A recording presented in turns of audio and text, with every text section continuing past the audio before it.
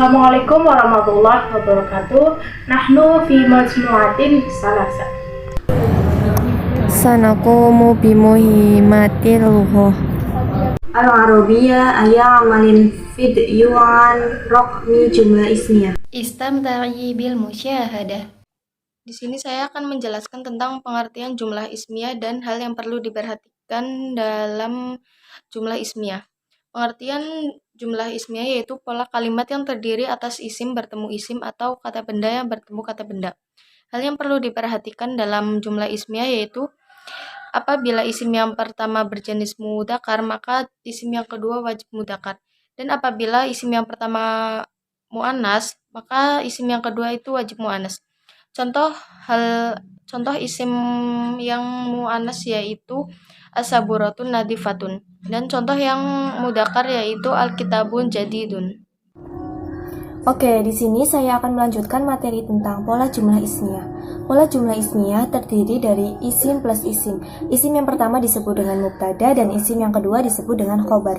Adapun ciri-ciri dari mubtada adalah kalimat awalnya diawali dengan alif lam dan yang kedua huruf harokat akhirnya biasanya domah. Sedangkan khobar ciri-cirinya adalah harokat akhirnya biasanya domah tain. Lalu yang kedua harus sesuai dengan mubtada dalam hal mudzakkar dan muannasnya. Di sini khobar berfungsi untuk menjelaskan keadaan mubtada. Adapun contohnya adalah al-maidanu wasi'un yang artinya lapangan itu luas. Al-maidanu berkedudukan sebagai mubtada dan wasi'un berkedudukan sebagai khobar.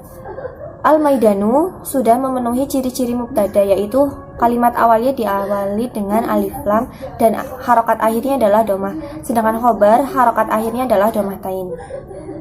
Selanjutnya ada mubtada khobar dan macam-macam khobar. Yang pertama, pengertian mubtada. Mubtada adalah kata yang terletak di awal kalimat.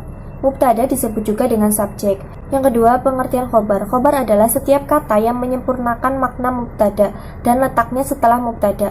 Khobar disebut juga dengan predikat. Dalam bahasa Indonesia, setiap kalimat harus berpola subjek, predikat, objek, dan keterangan. Begitu juga dalam bahasa Arab, setiap kalimat harus ada mubtada dan khobar. Jika tidak ada khobar, maka kalimat tersebut belum sempurna. Contoh kalimat yang sempurna ada Hasanu mahirun. Hasan adalah isim mufrad atau kata tunggal. Hasan ini berkedudukan sebagai mubtada dan mahirun berkedudukan sebagai khobar.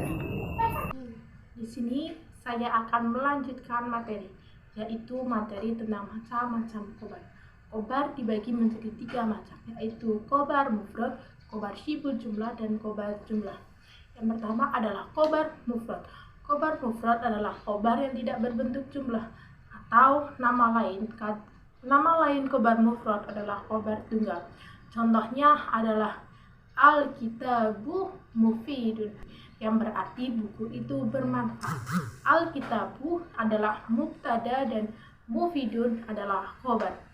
Al-kitabu berarti khobar mufrad atau khobar tunggal karena buku itu cuma satu. Yang kedua adalah khobar syibul jumlah. Khobar syibul jumlah adalah khobar yang berupa jar majrur, atau istilah lain dari khobar syibul jumlah adalah khobar yang berupa adawatul jar atau huruf-huruf jar. Macam-macam huruf jar ada naibah, ala, amama, dan fi. Contoh kalimat khobar syibul jumlah ada an-nujumu fi samai, yang artinya bintang itu di langit. An-nujumu adalah mubtada dan fi samai adalah khobar syibul jumlah. Kenapa kalimat itu disebut khobar syibul jumlah? Karena kalimat itu ada watul jar atau huruf jar, yaitu huruf fi.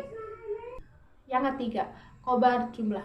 Khobar jumlah adalah khobar yang berupa jumlah, baik jumlah ismiyah atau jumlah fi'liyah. Contohnya adalah Ahmad abuhu mudidu. Artinya Ahmad ayahnya adalah seorang kepala. Ahmad adalah mubtada, abuhu adalah isim, mubdidu adalah khobar jumlah. Ismi Tusyati NIM 224110101263. Di sini saya akan membahas tentang ketentuan-ketentuan dari mubtada dan khobar. Adapun ketentuan dari mubtada dan khobar itu, yang pertama, mubtada dan khobar itu harus marfu atau rofa.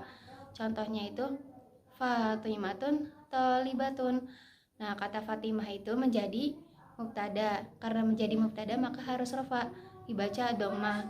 Kata Thalibatun itu menjadi khobar, maka harus dibaca rofa atau dhammah. Yang kedua itu, mubtada dan khobar itu harus sesuai dari sisi bilangannya. Contohnya itu, kata Muhammadun Thalibun. Nah, kata Muhammadun itu menjadi mubtada.